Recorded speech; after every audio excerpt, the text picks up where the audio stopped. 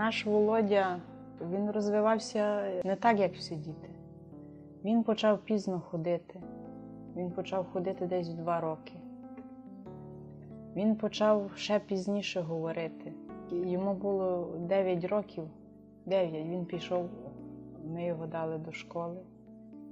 Вчився він дуже, як вчився? Він просто відвідував школу. То, що діти вивчали за рік, він за 3 роки. В нього 3 роки, кожен рік різні однокласники були. Він 3 роки провчився з одними, в однієї вчительки. Діти пішли далі, він знову залишився з Ромою Володимирівною. Знову прийшов 1 клас, він провчився з ними, діти пішли знову в 4-й, 5-й. Він в Ромі Володимирівною вчився. Можна сказати, 9 років він провчився в одному класі з однією вчителькою, з Ромою Володимирівною. Цей хлопчик був з особливими потребами, але для мене він був син. Він мене у всьому слухався. В нього було навчання на дому, але він завжди просився на 2-3 години прийти до школи. Він дуже любив мої уроки. Якби ви подивилися, як він чудово писав, що то дитина, в якої взагалі відхилень в психіці немає, такого не перепише, не напише, як написав він. Він міг рахувати, він міг розповідати, він дуже гарно розповідав навіть про артистів. Він дуже любив, я пам'ятаю, кожне його слово. Яку артистку він мені не дасть збрехати? Аню Лорак. Для нього Ані Лорак то була всім. Інколи я прийду до школи, а він мені вже, я таку пісню її послухав, ви знаєте, Рома Володимирівна. А нікого до себе не допустив з вчителів. Нікого. Для нього Рома Володимирівна була всім. Яке завдання я йому дала, він вдома його виконав. Він читав. І читав досить гарно. Правда, трошки мова така була, що в нього він тоді так виразно всіх букв не вимовляв, але він читав прекрасно. Він взагалі любив школу, він дуже любив своїх батьків. Правда, він пам'ятав, що батька він втратив, кінь батька був вбив. Мама їх виховувала сама одна. Один син втопився, брат його старший. Він теж його завжди згадував, а за сестру Галинку, то він взагалі, то для нього була друга мама. Він тільки чекав, коли вона приїде із-за кордону і щось йому або не плач, Володінька, або привезе, або його потішить якимсь добрим словом. Настільки то була вихована дитина. Він дуже любив прибирати. А в дитинстві іграшок для нього не існувало. Іграшки він не сприймав. Він дуже любив фотографії дивитися. Він з самого малку, не пам'ятаю вже скільки йому років було, він брав альбоми, сідав собі на ліжко, і він ті альбоми міг передивлятися з фотографіями не знати скільки разів.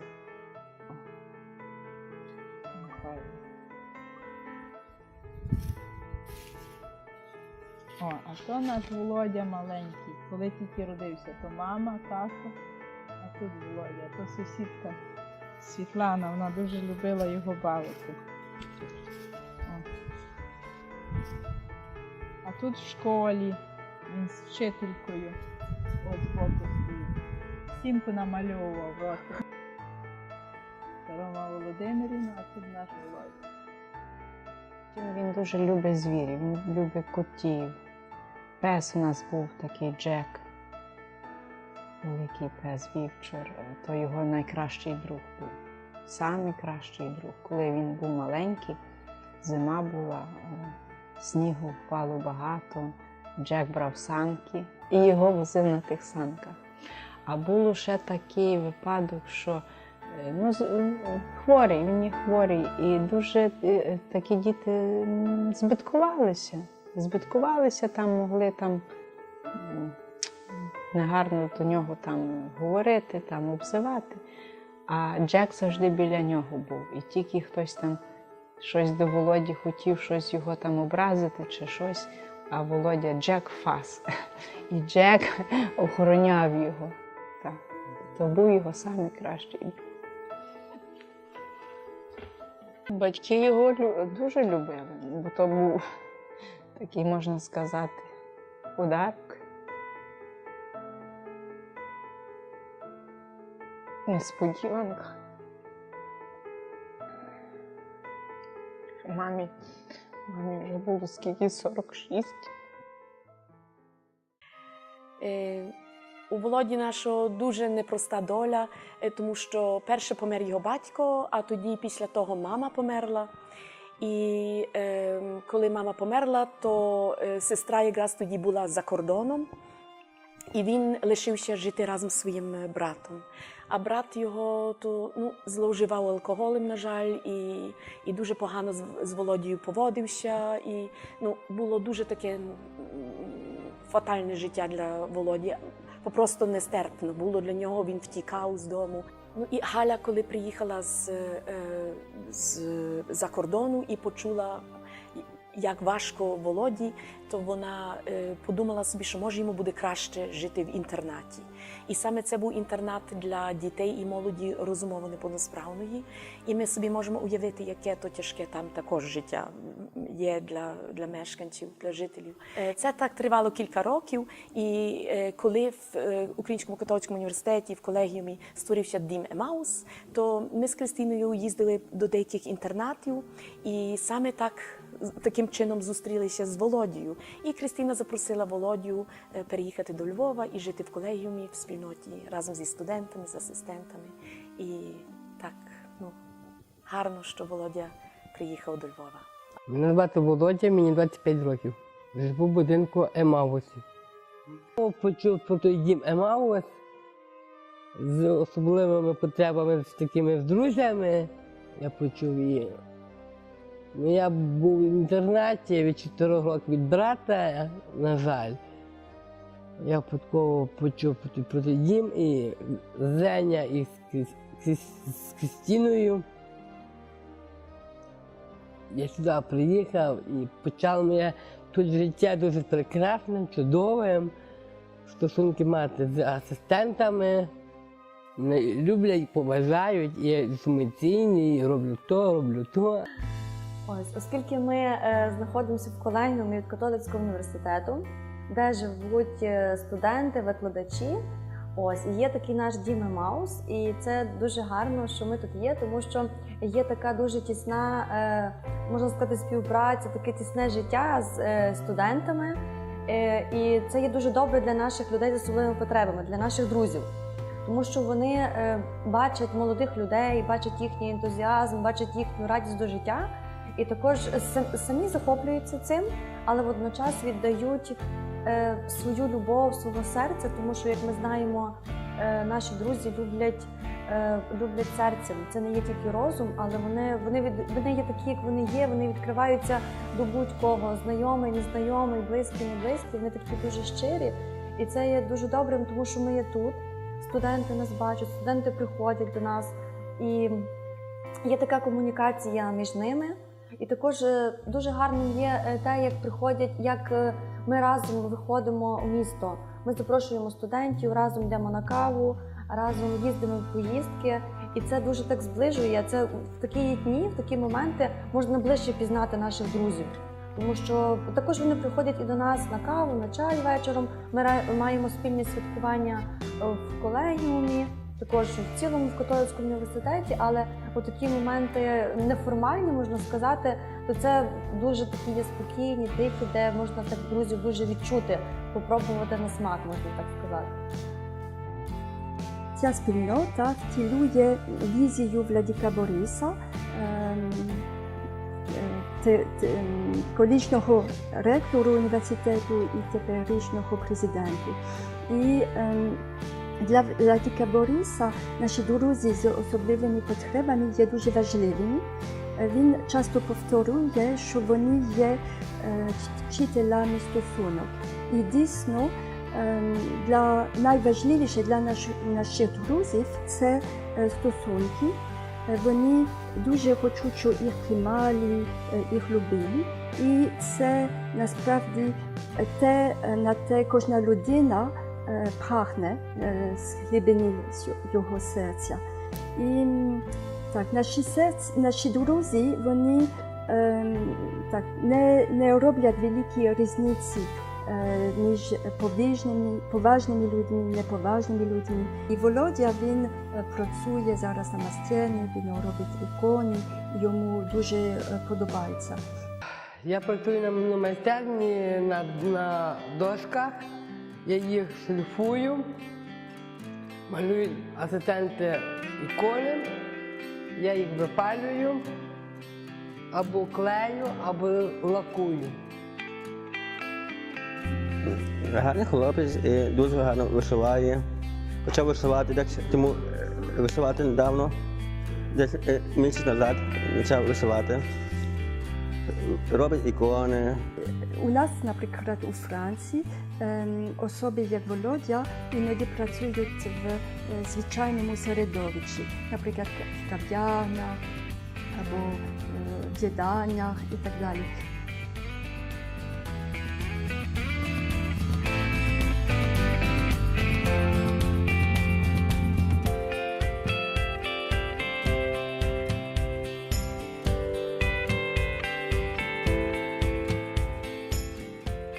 Улюбленою грою для Володі стала гра Uno.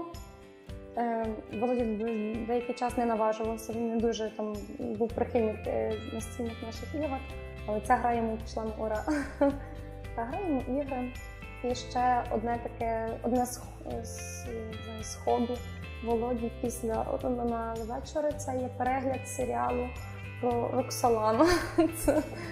Це спочатку Володя почав дивитися, а потім вже і Люда почала біля нього дивитися, і навіть Віра казала пізніше, що дивилася. Тобто це постійно, кожного дня, кожен день це така традиція став дивитися Роксолану.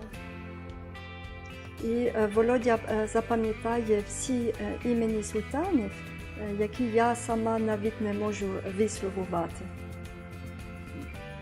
Міхібран Султан, Атики Юрем Султан, Хатіджа Султан, Султан Сулейман і Дая Хатун і Валяде Султан.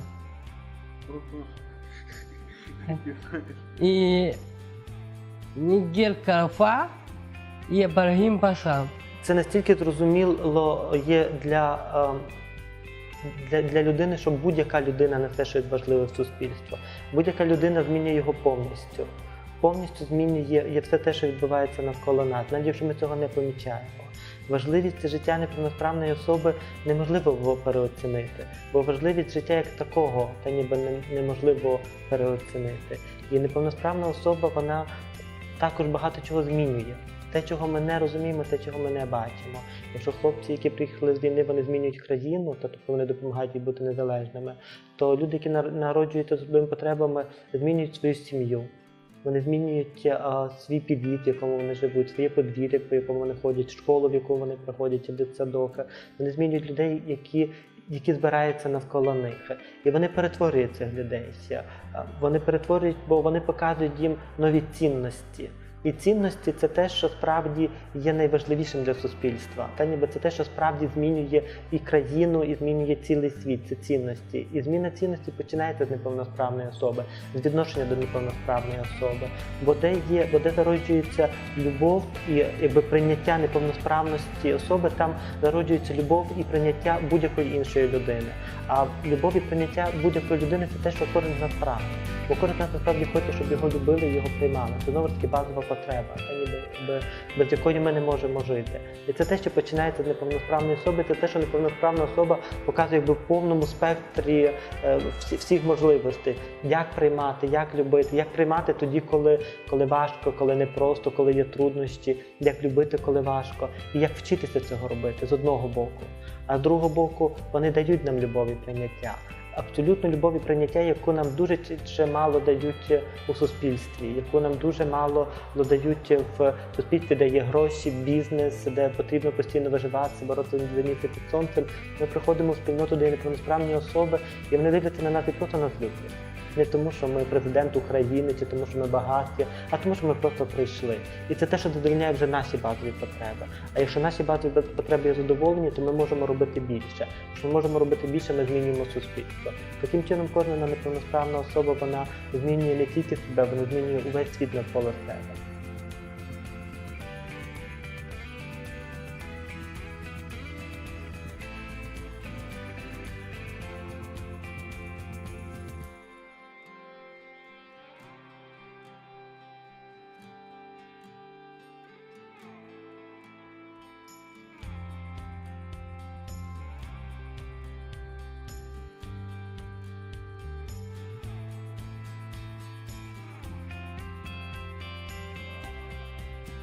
Хочу також уточнити, що наші друзі з розумовою неповносправністю, вони показують нам інші перспективи. Тому що для них це не важливо бути відомими або заробити багато грошей, престиж, кар'єр, це не важливо. Для них важливо це стосунки, що їх приймали, їх любили. І вони навчать нас жити в теперішньому моменті, тут і тепер. І просто для мене також наші друзі, вони показують трошки шлях життя Ісуса в Назареті. Він не був відомий, але найважливіше це було просто присутність, бути з іншими людьми, бути з Богом, просто також приймати всі подарунки кожного моменту.